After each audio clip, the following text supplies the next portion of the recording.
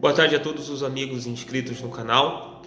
Mais uma vez aqui eu queria compartilhar uma palavra com todos e combater ainda o ensino da instituição universal e todas que procedem igualmente a ela, combatendo o falso ensino, combatendo essa mensagem que traz o pior do ser humano, o egoísmo, o egocentrismo, e torna o ser humano material. Essa mensagem que, ao invés de transformar o ser humano naquilo de pior que ele é, em algo bom para o reino de Deus, eu quero combater a mensagem que nos tornam piores do que nós já éramos antes.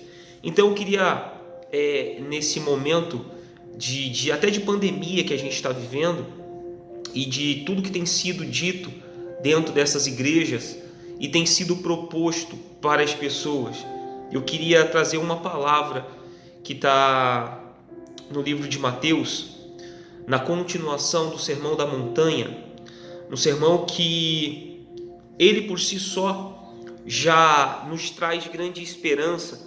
E mesmo que eu não buscasse o conhecimento e entendimento da palavra de Deus, da leitura bíblica, se eu tivesse só o Sermão da Montanha de Jesus, eu já seria uma pessoa realizada e plena, porque ali a gente encontra esperança, encontra amor, encontra socorro, nos traz exatamente aquilo que necessitamos e precisamos. E Jesus, na continuação do Sermão da Montanha, lá no capítulo 6, no capítulo 25, Jesus diz o seguinte: portanto, eu vos digo, não vos preocupeis com a vossa vida, pelo que haveis de comer ou de beber, nem com o vosso corpo, pelo que haveis de vestir. Não é a vida mais do que o alimento e o corpo mais do que as vestes? Jesus está fazendo uma pergunta. Observai as aves do céu, que não semeiam, nem colhem, nem ajuntam em celeiros, e vosso Pai Celestial as alimenta. Não valeis vós mais do que elas? E qual de vós poderá, à força de se preocupar, acrescentar à sua estatura um só centímetro?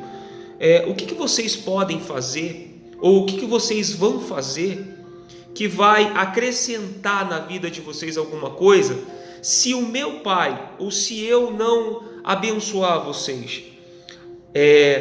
Jesus está meio que colocando para a gente pensar que, mesmo quando nós queremos resolver os nossos problemas, mesmo quando nós queremos deixar de lado alguma coisa para fazer outra, para resolver os nossos problemas, ele está dizendo o seguinte, que se Deus não intervir nisso, se Deus não estiver nisso, a gente não consegue acrescentar ou adiantar nada.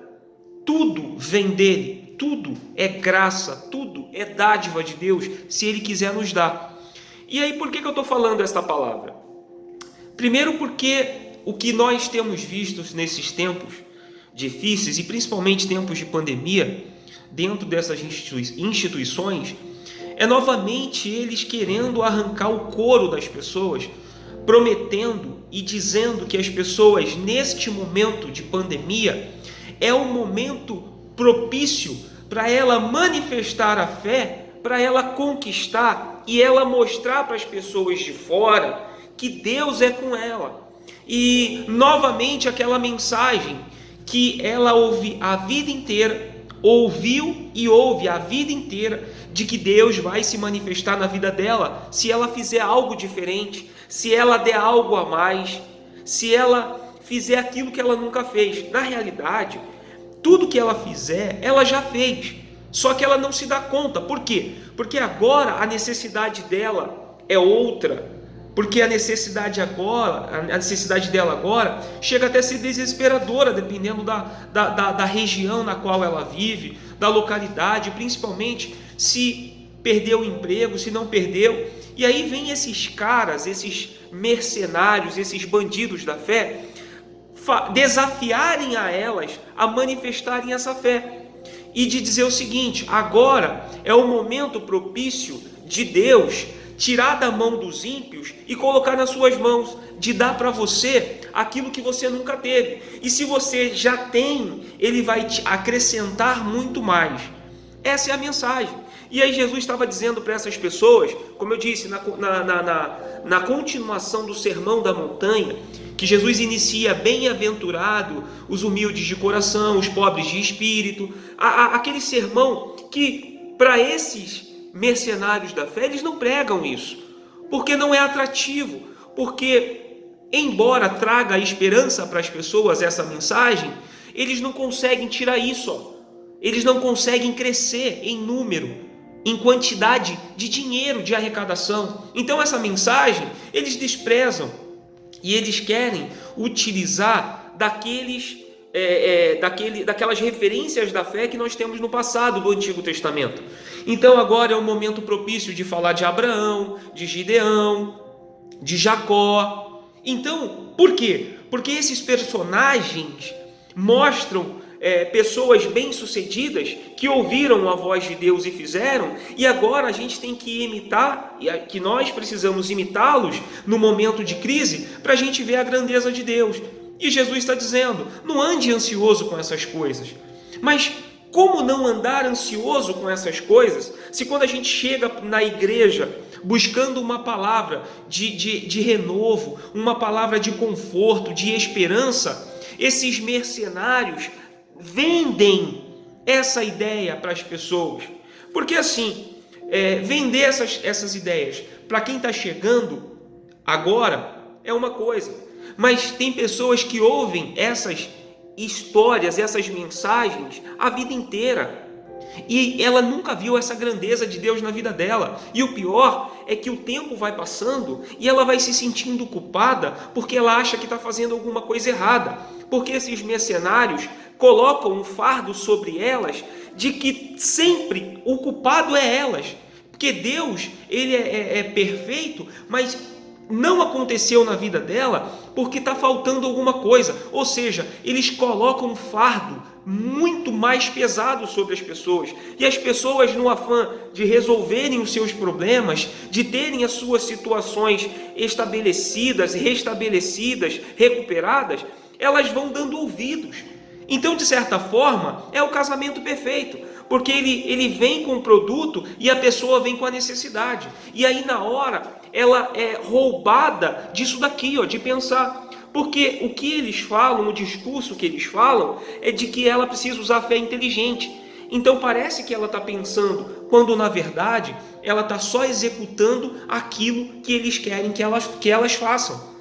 Que é o dar o tudo dela, que é oferecer tudo para Deus. E aqui Deus não é o Deus criador dos céus e da terra, é o Deus Mamon, o Deus dinheiro, é Satanás. Esse é o Deus que esses mercenários vendem e oferecem. Então, não adianta eu vir aqui agora com essa palavra de Jesus. Jesus disse: não andeis ansiosos com coisa alguma. Não andeis ansiosos pelo que você vai beber, comer, vestir, onde você vai morar, não importa. Não ande ansioso com essas coisas. Busque em primeiro lugar o reino de Deus e a sua justiça, que essas coisas vão ser acrescentadas a vocês. Quem disse isso foi Jesus, não foi nenhum apóstolo, não foi nenhum discípulo, não foi nenhum profeta, não foi ninguém de referência do Antigo Testamento. Foi o próprio Cristo que disse: não andem ansiosos. Mas como as pessoas não vão andar ansiosos se tudo que eles falam é que as pessoas precisam exigir de Deus as bênçãos decorrentes da obediência da fé? Porque ela dá dízimo, porque ela dá oferta, porque ela faz campanha, porque ela faz fogueira santa. Então agora ela está no momento que ela está no mesmo patamar de Deus, e agora Deus não tem mais para onde ir, e Deus é obrigado a abençoar ela. E aí ela vem se decepcionando ano após ano, fogueira após fogueira. Por quê? Porque ela tem percebido que nada tem acontecido na vida dela, e pior, ela se sente sempre culpada, achando que ela tem que dar mais, quando na realidade ela não tem que dar mais nada, porque Cristo já deu, e o que nós precisamos agora é viver em obediência. E aí Jesus, ele é muito bacana, porque eu vou lá para João 13, no capítulo 34, Jesus, após a crucificação, morte, ele ressuscitou ao terceiro dia, e quando ele foi ter com os discípulos novamente, porque ele ia ascender aos céus, ele ia deixar o Espírito Santo, o Consolador, ele deixou uma mensagem muito curiosa. Ele disse o seguinte, no capítulo de João 13, 34, diz o seguinte, 13, 34, um novo mandamento vos dou, Jesus falando para os discípulos, novo mandamento vos dou, que vocês amem uns aos outros como eu vos amei, que também vos amei uns aos outros. Nisto conhecerão todos que sois meus discípulos, se tiverdes amor um para com os outros. Engraçado que, se você perceber, Jesus, aqui de novo, Jesus falando, não é discípulo, não é profeta, é Jesus falando. Ele disse o seguinte, para a patotinha dele ali, para os discípulos que o seguiam. Isso depois da morte e ressurreição dele, quando ele ia ascender aos céus. Ele falou, pessoal, é o seguinte, agora eu vou deixar um novo mandamento para vocês. E aí eu imagino os discípulos falando, caramba, tem mais alguma coisa ainda que não seja conhecido, que ele não tenha falado? Caramba, ele vai trazer uma novidade, ele vai trazer uma palavra nova, ele vai trazer uma nova metodologia, uma forma de se trabalhar. Vamos aí, galera, vamos ficar todo mundo quieto e vamos ouvir o que ele vai falar. Isso aqui é a minha visão do que aconteceu, tá, pessoal?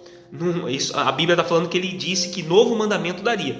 Toda eu estou parafraseando, eu estou criando uma situação. Eu imagino os discípulos e as pessoas que estavam ali ouvindo, será que Jesus vai trazer de novo, de diferente? E aí Jesus vem e diz, novo mandamento vos dou, que vocês amem uns aos outros como eu vos amei. O que tem de novo nisso? O que Jesus mostrou de novo nisso? Porque nos mandamentos já fala que nós devemos amar a Deus sobre todas as coisas e o próximo como a nós mesmos. E aí eles estavam ouvindo agora que Jesus estava trazendo um novo mandamento que de novo não tinha nada. Mas sabe o que era novo? O novo agora era o modelo pelo qual eles tinham que copiar, que era exatamente o que Jesus fez.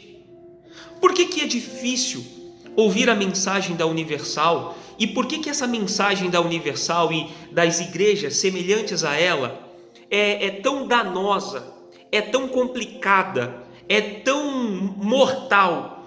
Porque torna o ouvinte dela mercenário, torna o ouvinte dela vingativo. Sabe como? Olha só o discurso do pastor lá de cima, o pastor ou o bispo de cima do pseudo altar. Deus vai tirar da mão dos ímpios e vai colocar nas suas mãos. Deus vai fechar a loja lá do incrédulo, daquele que não tem compromisso com Deus, que não é dizimista, né? Porque incrédulo para eles é porque o cara não dá dízimo, não dá oferta, não dá nada. Ou seja, eles não colocam e despejam dinheiro na instituição. Deus vai tirar da mão deles para dar para a sua mão, que você é cristão, porque você está honrando a Deus, porque você está dando o dízimo, a oferta, está dando as suas contribuições. Deus tem obrigação de tirar da mão dele para dar na tua mão. Mas olha o que Jesus disse. Primeiro ele disse para a gente não andar ansioso pelo que a gente haveria de comer, beber, vestir, morar e tudo mais.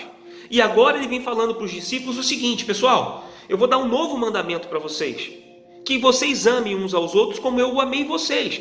Eu mostrei para vocês como se deve amar. Pedro, você me negou, mas eu te amo, Pedro. Pedro tentou desencorajar ele ainda, lá quando ele disse que ele seria entregue, que seria morto e crucificado. Pedro tentou desencorajar Jesus. Jesus falou o quê? Arreda-te, Satanás. Então, Pedro teve várias situações e Cristo mostrou para ele que ele ainda o amava. Assim foi com a mulher pega em flagrante adultério, e assim foi com Zaqueu, uma pessoa que roubava do povo, que tirava, e mesmo conhecendo a miséria do povo, ele enriqueceu. Mas quando ele ouviu a mensagem do Evangelho na boca de Jesus, que Jesus ali era o próprio Evangelho encarnado, ele percebeu a oportunidade de se resolver com Deus. E ele falou para Jesus: olha, se eu roubei, eu vou restituir e vou acrescentar ainda mais. Porque ele entendeu que ele era um pecador e ele precisava da salvação que Cristo estava oferecendo para ele, de se religar a Deus.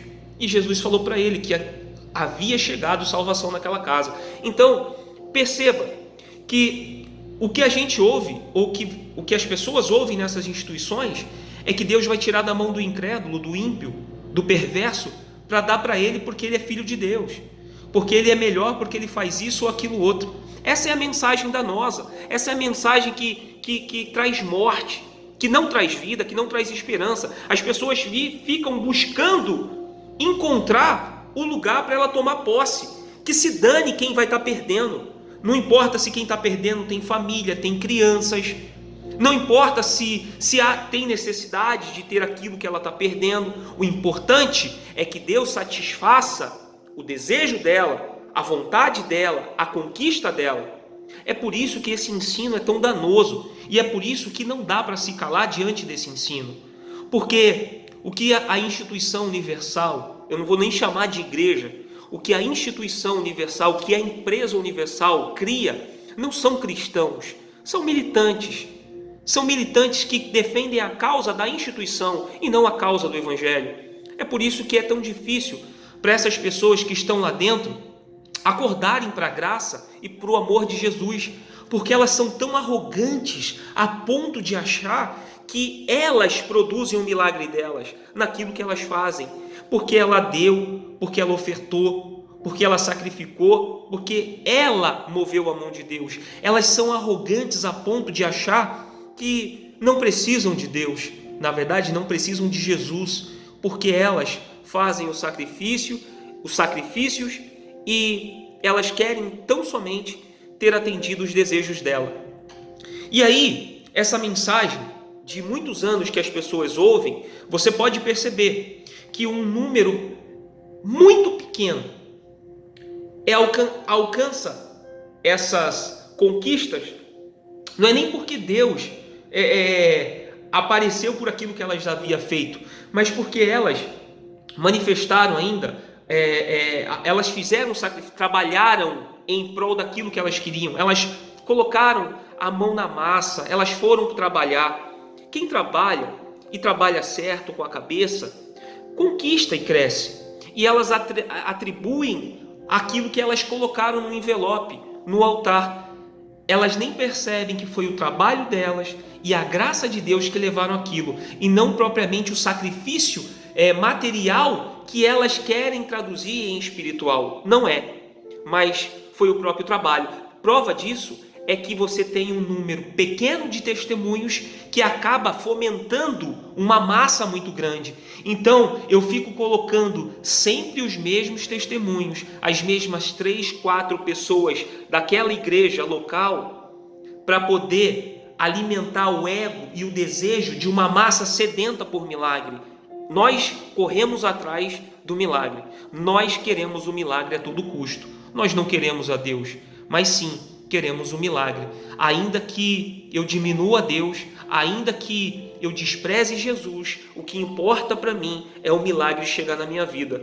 Por isso, o ensino tão danoso dessa instituição que tem destruído famílias, que tem separado casais, justamente porque vem de uma mensagem diabólica, vem de uma mensagem do diabo, porque tudo que a Universal faz é matar o ser humano, e qualquer probabilidade das pessoas se arrependerem verdadeiramente, porque as pessoas ficam por ano a fios, vivem sofrendo, vivem precisando de coisas, mas sempre buscando o milagre, esse milagre que a Universal quer que ela produza, mas enquanto o milagre dela não chega, ela nem percebe que ela vem enriquecendo a instituição e a instituição vem utilizando os recursos dela para outras finalidades que não o reino de Deus.